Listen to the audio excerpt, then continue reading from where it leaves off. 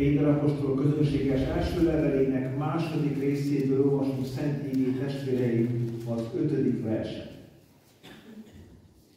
Szent Igét olvasunk Péter apostol első leveléből, a második rész 5. versét. Istennek áldott igéje a megnevezett helyen a következőképpen van megírva.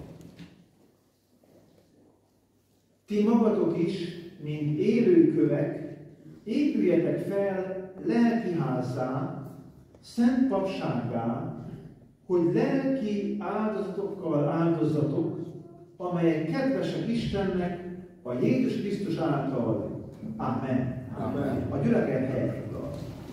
Sok szeretettel köszöntöm a kedves gyülekezetet, örvennek a találkozásnak, örvennek, hogy elkísér a kedves varsóti testvérek. Itt a gyülekezet előtt köszönöm nektek, dicsőség az Úrnak érte, hogy itt krasztán.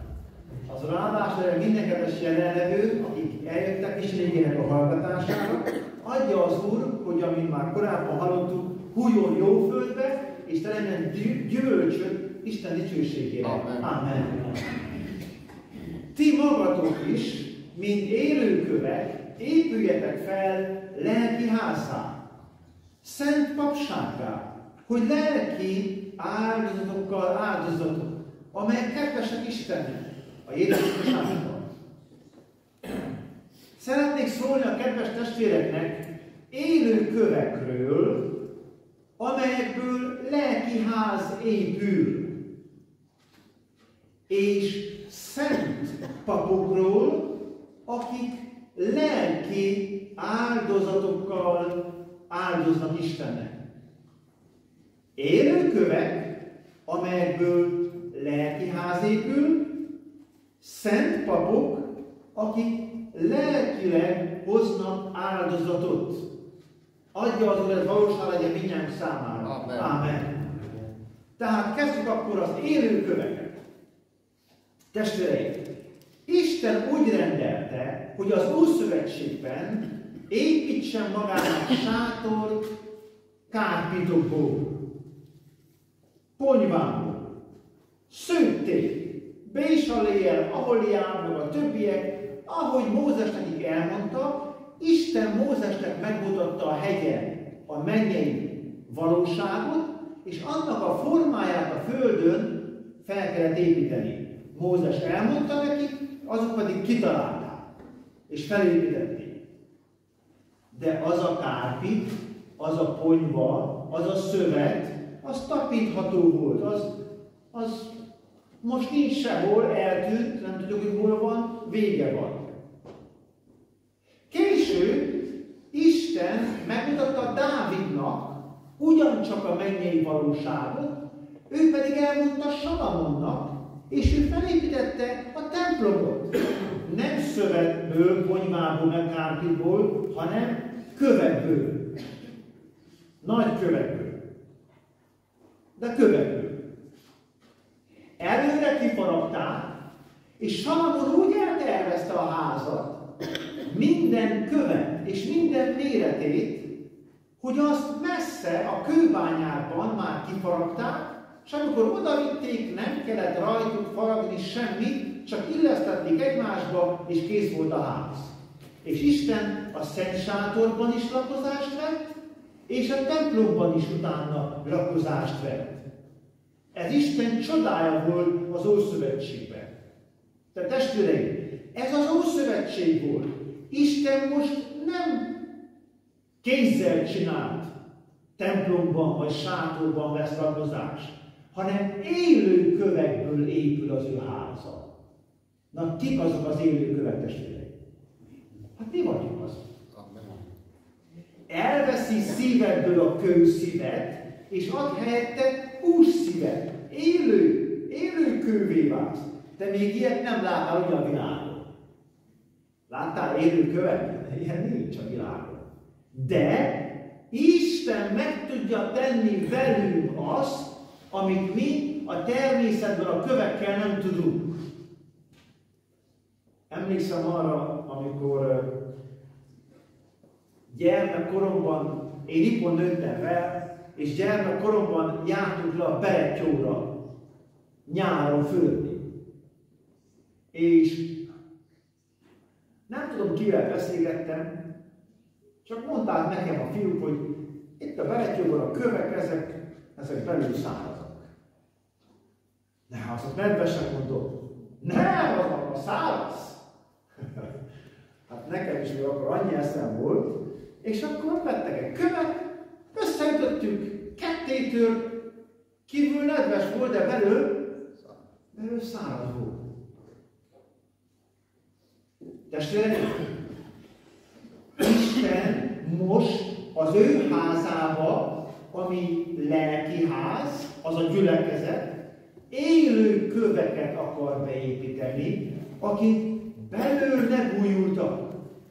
Ez a külső testünk, ez olyan, hogy van, gyengül, elbomol a külső sátorházunk. De a belső emberünkkel mi történik? Napról napra újul. Mert ha egyszer megújultál, akkor te Isten kegyelméből tovább újulsz. A hívő ember világossága olyan, mint a hajnal világossága. Minél tovább halad, annál világosabb lesz a teljes délig. És te, ha egyszer megvilágosítattál, Isten kegyelméből növekedsz az ő megismerésében. De szeretnék két dologgal figyelmeztetni mindenkit ma este. Megtörténik az, hogy egyesek, és lehet, hogy te úgy vagy itt ma este, be akartál épülni a lelki házába Istennek, anélkül, hogy te élő kővé változtál volna előtte.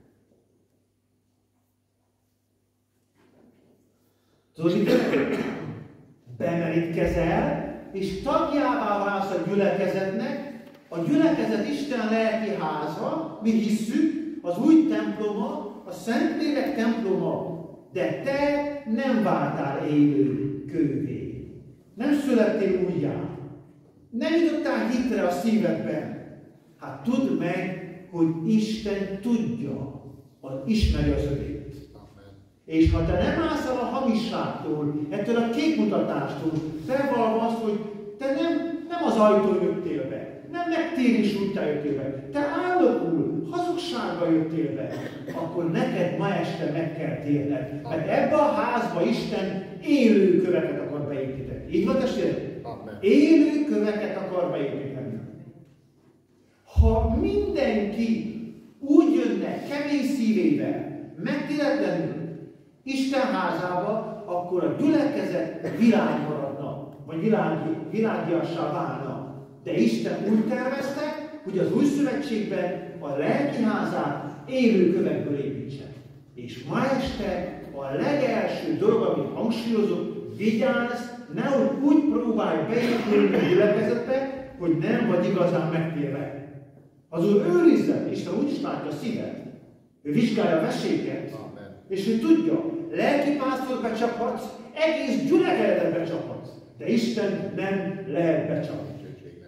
Ember szemétől bűnöm eltakarható, de Isten szemétől nem. Ő látja. Ne merj! A gyülekezet Isten szent háza. A lelki ház. Vigyázz! Nagyon vigyázz! Ez Isten szemefénye. Isten most élő kövekből akar építeni az ő lelki házát. Kérdezem tőled, így váltál tagjává? Így váltál tagjává? A másik, amit ennek kapcsán szeretnék elmondani, a következő. Van, aki azt mondja, én hiszek Jézusban, én újján születtem, én megújultam, de én nem akarok beépülni ebbe a házba. Ebbe a házba? Ebbe a gyülekezetbe? Nem. Én elmennék Jeruzsálembe, oda beépülni. Én elmennék Efézusba, én elmennék Korintusba, én elmennék Tesszalonikába, Filippibe, de nem Krasznán, a roma gyülekezetbe beépülni. Aki azt mondja, hogy én megújultam, de nem akarok beépülni az Isten házába, testvérem, hát akkor milyen módon újultál meg egy élő kő. Milyen célból? Ha egy kő nem épül be a házba, mi lesz azzal a kőnek? Hát az a kő akkor hasznos kő, hogyha az építkezésben felhasználják, hanem akkor csak botlasztó kővé válsz, és az maradsz, más szóval botránykővé, ugye? Te építőkő vagy botránykő vagy? Vizsgálom az életedet. Ha te úgy gondolod, hogy igen, te újjászülettél, te megújultál, de nem akarsz beépülni Isten házába, hát akkor meg kell kérdőjelezni végső soron, hogy te egyáltalán megelevenedtél, vagy nem. Mert aki igazán megújult, az beépül. Azt mondja az apostol, ti magatok is, mint élőkövek, épüljetek fel lelki házzá. Na ezt akarja Isten veled, mint élőkővel, hogy építsen majd gyülekezetbe. És úgy farag téged, úgy alakít, úgy formál, hogy te oda illeszkedsz be, ahol Isten pont akarja. Mit gondolsz, hogy tévedésből vannak melletted olyan élő kövek, akik most pont melletted ülnek? Akik mellé oda kell illeszkedjél. Ugye nem tévedésből? Isten pont olyanokat rendelt mellé, akik ő jól látod, azáltal te is formálódsz, és ők te általad is formálódnak. Fogadd el azokat az élő köveket, akikkel Isten téged körülvett. Ne zongolodj miattuk, hanem alkalmazkodj hozzájuk. Így a helyes. Amen. Így a helyes, testvérek. És akkor épül. Nem romboljuk Isten házát, nem gyalázunk Isten házát, nem becsméreljük Isten házát. Krisztus mennyasszonya ruháját nem sárral dobáljuk, hanem tisztítjuk. Elszenvedünk mindent a választottakért, mondja Pál apostol. Na, akarod ezt ma este? Amen. Én hívlak téged arra, hogy te eleveledj meg. Mindjárt elmondom, hogyan, de ez a felelősséged. És épülj be. De úgy épülj be, hogy te már megelevenedtél. És ez együtt el a beépüléssel. De ha te megelevenedtél, akkor beépülsz, nem maradsz távol. Mert Isten egy házat épít. Az ő házát. Az egyházat. Légy ennek is szerves része. Képzeld el, Isten lakozást vesz ebben a házban. A gyülekezetben Isten lakozást vesz. A mi testünk a Szentlélek temploma. Ez többes számban van. Nem egyenként, együtt alkotjuk ezt a testvérek. Istennek nincsen sok temploma. Egy háza van. Együtt alkotjuk. És együtt épülünk be, egyenként épülünk be, de egy házzá alakul az ő háza. És most épül. A Szent Lélek által épül. Ez lelki ház. Az Efézus 2 szerint Isten hajlékává épülünk a Lélek által. Azért lelki, mert most a Szentlélek építi. És én bennem kimunkálja a szeretetet, a hűséget, a jóságosságot, a türelmet, a béketűrést, az örömöt, aztán a többieket, alázatot, engedelmességet, szentséget, kegyességet, és így tovább. Ez a lélek gyümölcse. Így akar bennünket építeni. Ha valaki úgy van itt jelen ma este, hogy még nem elevenedett meg, és nem épül be ebbe a házba, ma este itt a te lehetőséged. Ha te beépültél úgy, hogy nem tértél meg igazán, nem születtél újjá, ma este megbánhatod, és ma este van kegyelem. Ha te megtértél, azt mondod magadról, de még nem épültél be a házba, mert ha ez a ház ilyen, meg olyan, akkor most térjél meg még egyszer. És épülj be a házba. Erre hívlak téged szeretettel. Tehát élőkövekből épül a lelki ház. Menjünk tovább egy lépéssel. Szent papság áldozik lelki áldozatokkal. Testvérek, a régi világban a papok a templomban szolgáltak. És Isten téged nem csak, hogy élő kővé teremt újjá, és beépít az ő házába, hanem Isten téged pappá is szentel. Szent, oda szentel pap leszel. Képzeld el! Mi hisszük azt, hogy minden egyes ember, aki megtér, élő kővé változik, és beépül Isten házába. Ugyanígy hisszük, hogy minden egyes ember, aki megtér, szent pappá változik, hogy áldozzon a templomban. Tehát nem a lelki pásztor pap csak, mi hiszük az egyetemes papságért. Mit jelent ez? A papnak voltak több feladatai. És ezek közül most egy van kiemelve, az, hogy áldozzon. Kellett neki tanítania, kellett hirdetni Isten akaratát, és így tovább. Közben járnia Istennél, de itt most azt mondja, hogy áldozat, lelki áldozatokkal. Az Ószövetségben a pap áldozott véres áldozattal, emlékszünk rá? Áldozott, volt hálaáldozat, egészen égő áldozat, ételáldozat, vétekért, bűntető áldozat, volt a rengetelési nap, és így tovább. Volt a felszentelési áldozat, volt a különféle áldozat. A pap áldozott, de többet nincs véres áldozat, mert azok a véres áldozatok Krisztusban beteljesedtek. Ő egyszer és mindenkorra tökéletessé tette a megszentelteket. Többet nem kell újra áldozni, mert Jézus vére minket minden bűntől megtisztít. De mi áldozunk lelki áldozatokkal. És ti tudjátok, hogy megkezdett. Én felsorolok ebből 4-et. Az egyik áldozat, amit hozunk az Úrnak, a testünk odaszánása. Kérlek azért titeket, atyám, Róma 12:1-2-ben. Az Istenek irgalmasságára, hogy szánjátok oda ti testeteket Istennek élő, szent és kedves, hogy van tovább?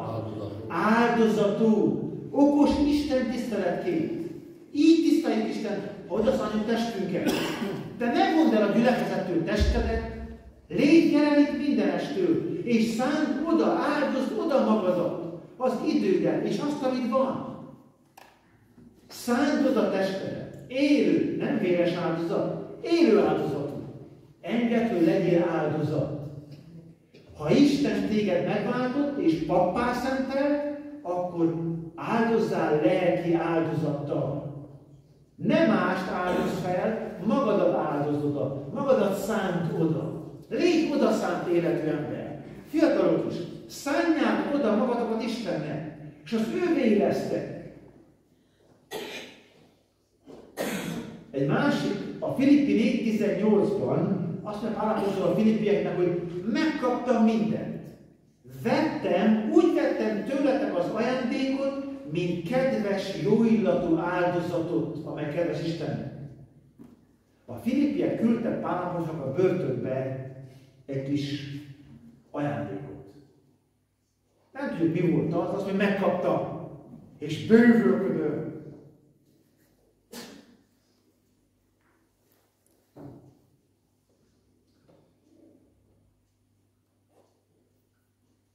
Az előttem való versben Pál apostol nem mint hogyha kívánnám én magamnak ezt. Én kívánom nektek azt a gyümölcsöt, amit az én támogatásom által ti kaptok. Testvérem, gondoljatok bele, hogy mit jelent ez. Milyen önzetlen kellett legyen Pál apostol azt, hogy ha ti támogatjátok Isten misszionárusát, ő az Isten apostol, a missziómunkása, azt mondja, én nem mint hogyha magamnak számára kívánom ezt, amit ti adtok, de ezáltal ti kaptok jutalmat a mennyből, és én azt kívánom. Ez azt jelenti, hogy nekünk, lelkipásztoroknak, vagy bármilyen más lelki munkásnak, akik támogatva vannak, azt kell, hogy mondják, Uram, áld meg azokat, akik áldoznak és támogatnak, engednek bennünket, hogy nyerjenek gyümölcsöt. Hogy nem magamra gondoljak, hogy én mennyit kapok, hanem hogy ők ebből mennyit kapnak. Ugyanúgy ide önzetlenség kell. Isten látja a szíved. De ezt tanulni kell. És nem csak azt kell tanulni, hogy szűkölködjünk, kell tanulni bővölködni is. Hogy szűkölködni idején ne lopjunk, ne panaszkodjunk, bővölködés idején pedig ne szórakozzunk és úgy szórjuk a pénzt, mint hogy Isten kére számon érte. Meg kell tanulni mindegyiket. Nem kicsi dolog, testvérem, se szegénynek lenni, se gazdagnak.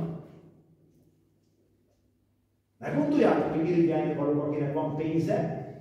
Nagyobb a felelőssége. Azt sem mondjátok, hogy jó dolga van a szegénynek, mert hát nem kell sok pénzt számolni. Neki is meg kell tanulni a magáért.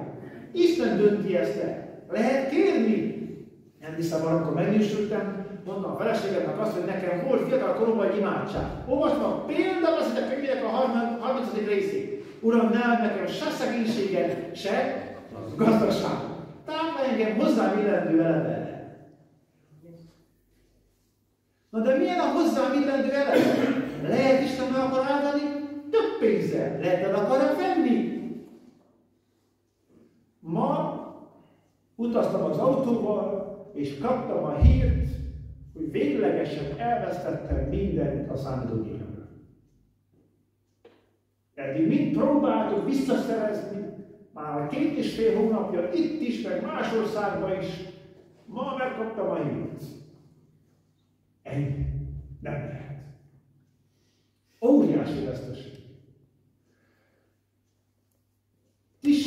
Én sem magamra nézve nem tudom felfogni igazán, mi veszteség van nekem ebből. De meg kell tanulni, hogy valamit Isten elvesz. Mert ő ad és elvesz. De nem csak ezt kell megtanulni, hogy ő ad és meg elvesz, hanem azt is, hogy kell tanulni dicsérni az ő nevét. Az Úr adta, az Úr vette el, de hogy van tovább? Áldott el az Úr neve. Vajon ki tudom elmondani ezt? Ez az életkép most, ma, holnap lehet a keresztény lesz. De Pál apostol azt mondja, amikor kapok valamit, úgy kapom, mint jó illatú áldozatot.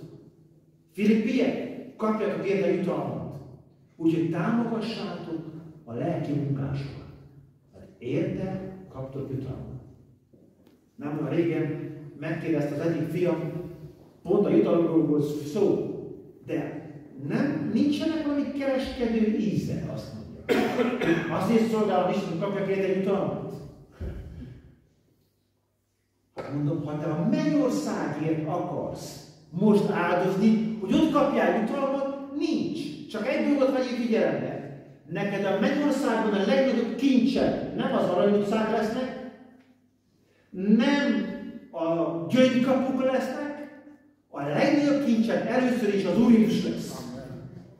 És ha Jézus a legnagyobb kincsed, ő benne kincs az aranyutca, ő benne kincs az életfája, ő benne kincs a gyöngykapuk, ő benne kincs a fal, meg az alap, minden. A mennyország, meg amit még kapsz az útól. De neked Isten a fő kincsed, és ő benne mindent megkapsz. Ha Isten elveszíted, és ha Krisztus elveszíted, ő vele mindent elveszíted. Mert aki a fiú, azért az élet, azért a bűnbocsánat, azért az örök élet, azért minden. Aki a fiú. Ha a fiú nincs meg benned, nincs meg se bűnbocsánat, se örök élet, se többi.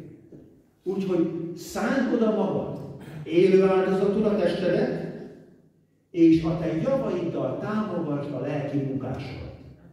Neked ez egy papi szolgálat, hogy te áldozol. Lehet 2 filléred van. Lehet adod belőle az egyiket, lehet adod mind a 2, nem tudom. De jó kedvem az hozzá. Egy harmadik módja, hogyan szolgál. A zsidókhoz írt levélben, a 13. részben olvassuk, a következő, a 15. versben. Annak okáért ő által vigyünk dicséretnek áldozatát mindenkor Isten elé, azaz az ő nevéről vallástevő ajkoknak gyümölcsét. Amikor hozod a te háládat imában Isten elé, akkor te áldozol. Adj Istennek hálát az ételért, az italért. Adj Istennek hálát az életért, a házasságért. Adj hálát a családért, adj hálát a munkádért, adj hálát, hogy itt lakhatsz, hogy most laksz itt. Adj hálát, hogy te férfiként vagy nőként élsz. Adj hálát a próbatételért, áldásokért. Isten téged formál ezáltal. De hozzá eleje dicséretnek áldozatát. Ezért mondom azt, hogy amikor imádkozunk, mi áldozunk. Áldozunk hozunk dicséretek áldozatát. És ha te nem akarsz imádkozni, akkor nem akarsz áldozni. Ha nem akarsz áldozni, akkor milyen pap vagy te? Elég egyszerű, testvérek? Ha Isten minket szent papokká alkotott és teremtett, akkor áldoznunk kell. Az ajkunk dicséretét hozni. Ne hozd a szíved panaszát, meg zúgolódását, azt tedd le a kereszt alatt is. Meg nem hozd a tisztátalan beszédeket, tegyen azon zárat, meg lakatot a szádra. De hozd a dicséretet, a háladást, a magasztalást. Ugye, hogy ezt is tanulunk kell, testvérek? Tanulunk kell. De épüljünk fel lelki házá. Még nem vagyunk készek, szálljuk oda magunkat szent papokká, hogy áldozunk lelki áldozatokkal. És még egy másik áldozat, amit van a Zsidó 13-ban szintén, a jótékonyságról és az adakozásról el ne feledkezzetek, mert ilyen áldozatokban gyönyörködik az Isten. Ez hasonló a Filippi 4:18-hoz, amit már említettem, csak itt most nem a lelki munkások felé irányul, mint ott, hanem bárki felé. Tegyél jót, akivel csak tudsz. Ez egy áldozat. Ez egy áldozat. Ezekben az áldozatokban Isten gyönyörködik. Emlékeztek, hogy az Ószövetségben volt olyan ige, van olyan ige, amikor Isten kimondja, hogy nem gyönyörködöm a ti áldozataitokban. Nagyon szomorú. Izrael hozta az áldozatokat, Istennek nem tetszett. De hogyha te megtisztultál, megtértél, Istennek odaszentelt embere vagy, pappá lettél szentelve, az ő kegyelméből, akkor Istennek most tetszik a te áldozatod. Hozz! Uram, nekem ennyit adtál, ebből szeretnék adni most jó szívűségből. Uram, segíts, hogy legyek olyan adakozó, ami tetszik neked. Akarod te? És segítesz másokon. Na ezt akar Isten a gyülekezetben velünk elérni. Nem egy emberrel csak. Én nem ismertem, édesanyám mondta el, hogy volt a mi szülőfalunkban, a gyülekezetünkben régen egy ember, aki már meghalt, mielőtt én születtem volna, vagy megismerhettem volna, de ő azt mondta, hogy általában az embereket a gyülekezetben lekörözte az adakozásban. Pedig nem sok mindenem volt. De úgy igyekezett adakozni ebből abból, hogy mert ott volt a szíve. Ez egy jó példa. Testvéreim, mindezeken elmondva, tovább kell lépnünk egy végső kérdés felé. Hogyan valósul ez meg? Mit mondtam ennek? Fel kell épülnünk, mint élőkövek lelki házzá. Vigyázz, ne épülj be a házba, megelevenedés, újjászületés nélkül, legyél élőkő, nem halott, kemény kő. Aki fogadja az intést, aki formálható, idomítható, igen, élőkő. Aki oda lehet illeszteni. De a ilyen kő beépül, nem marad külön. Isten abból a célból újított meg, hogy az ő házát építs. Ez az egyik. A másik azt láttuk, hogy a gyülekezetben bennünket Isten szent papokká szentelt fel, hogy áldozzunk. Magadat áldoznod a szentelből a testedet. Hogy támogasd a lelki munkásokat. Hogy hozd a ajkat gyümölcsét, dicséretét. És jótékonykodjál, segítsél másokon. Hogyan történik ez? Ez magunktól sosem lehetséges. Tudod, hogy fejezi be Péter apostol ezt az ige verset? Elmondom még egyszer. Így hangzik. Ti magatok is, mint élőkövek, épüljetek fel lelki házzá, szent papságá, hogy lelki áldozatokkal áldozzatok, amelyek kedvesek Istennek a Jézus Krisztus által. Jézus Krisztus által. És sosem lennék képes arra, amiről itt mondja az ige, Jézus nélkül. De azt hirdetem, hogy te Jézus által erre képesítve vagy, vagyis leszel, hogy hiszel benne. Nem mondd azt, hogy ez ez lehetetlen. Én nem tudok ide beépülni, én nem tudok megelevenedni, én nem tudom oda szentelni magamat, nem tudok áldozni, nem nyílik meg az ajkam. Testvérem, nem nyílik meg a pénztárcám. A testemet nem akarom odaszánni. Jézus által lehetséges. Jézus nélkül semmi sem lehetséges. Így van, testvérek? És ezért most a Jézus Krisztus nevét szeretném felmagasztalni előttetek, hogy ő által a halott kövek megelevenedhetnek. Amen. És ő által azok a megelevenedett kövek az ő házába beépülnek. Amit nem tudtuk elképzelni soha, hogy egymás mellett kettő megférjen. Képzeld el, hogy Pál apostol, aki üldözte a hívőket, elmegy Jeruzsálembe, és be akar épülni.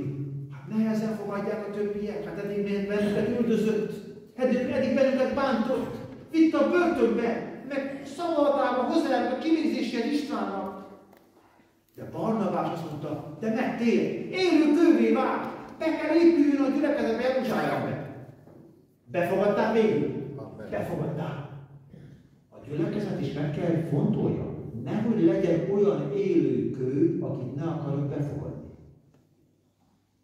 Én már hallottam olyan gyülekezetről, ahol még a lelki pásztor is meggondolkozott, hogy hívő ember ez tényleg. Aztán bebizonyosult, ez hívő ember. Mert Jeruzsálemben is, meg nálunk is. Feltetett a kérdése. Persze nem szabad elvárni senkitől, hogy már rögtön tökéletes legyen, olyan szent, hogy ne hibázzon, de kell lenni a szentségre.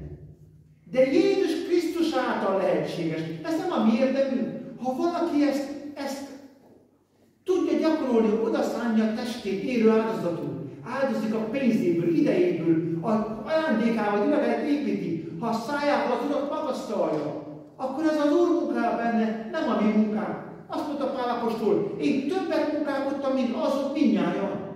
De rögtön teszünk hozzá mi? De nem én, hanem az Istennek, az Úrnak, de nem való kegyelme. Adjál minden dicsőséget az Úrnak, mert általa tudod ezeket cselekedni, csak nem magadtól. Én magamtól.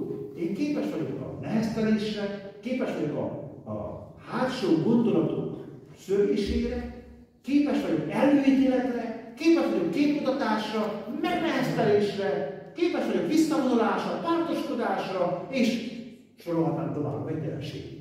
Na erre magunktól képesek vagyunk. De megbocsátani, szeretni, tűrni, kitartani, egymást építeni, bátorítani, vigasztalni, na ez csak az Urában vagyunk képesek, testvérek. De ne csüggedj el, Jézus által lehetséges.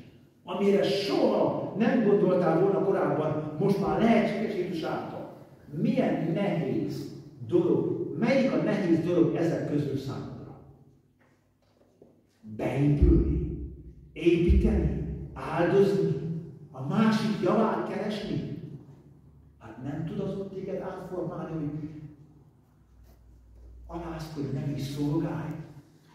Alkalmazkodj, idomulj, formálódj. Az előbb a bizonság nevében hallottuk az testvéreim, hogy meg kellett tanulni a Jenő testvérnek, hogy az Úr formálja, hogy akarja. Ha akarja, ágyba teszi, ha akarja, meggyógyítja. Emlékeztek rá? Hát téged Isten nem vehet kézbe.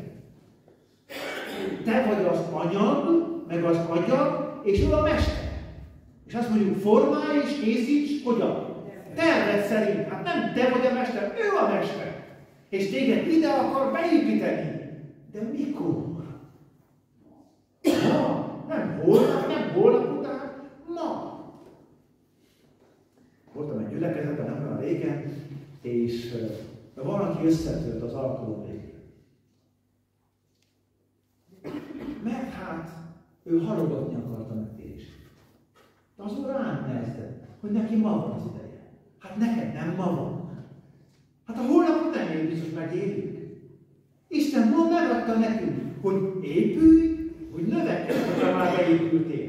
Még jobban. Testvéreim, adjon az Úr előtt nekünk arra, hogy szívleljük meg. Azt mondja az apostol, ti magatok is. Vajon kinek mondja ezt ma este? Akkor mondta, a szétszédet jövőjének Bitiniában, meg Kappadóciában, meg Galáciában, több gyülekezetekben. De most nekünk mondja, ti épüljetek fel, mint élő kövek, lelki házán. Ti, mint szent papok, áldozatok. Nem szeretnéd ezt magadéval tenni ma este? Ha már az Úré vagy, akkor annál inkább. Uram, itt vagyok most. Szeretném még jobban növekedni ebben, és megerősödni, meggyökerezni ebben. De ha még nem, akkor most hívlak téged. Jézus Krisztus által lehetséges. Jézus nélkül akármennyire próbálod, nem fog menni. Csak a kiábrándulás, meg a botránkozás, na ez igen. Jézus nélkül. De Jézussal működik a megbocsátás. És te leszel szabad. És ezt akarom kívánni mindenkinek, legyél szabad. Épülj be, szolgáld az Urat, legyél kitartó, és fénykedjetek, mint csillagok a sötét világon. Jézus Krisztus által. És akkor kedves leszel Isten. Nem emberek kedvét keressük, Isten dicséretét keressük. Krisztus kiformálódik meg. Én kívánom ezt minden kedves jelenlő számára. Amen. Hagyjunk fel, testvérek. Később is lesz lehetőség visszamaradni, imádkozni, de most hívom a testvéreket, akinek a szívében csak könyörgés, hálaadás van. Kérés, Uram, ezt nekem mondod, segíts engemet erre, amiket hallottál. Formáld imámmá, dicséretké, könyörgésé az igét. Imádkozunk önkéntesen minél többet.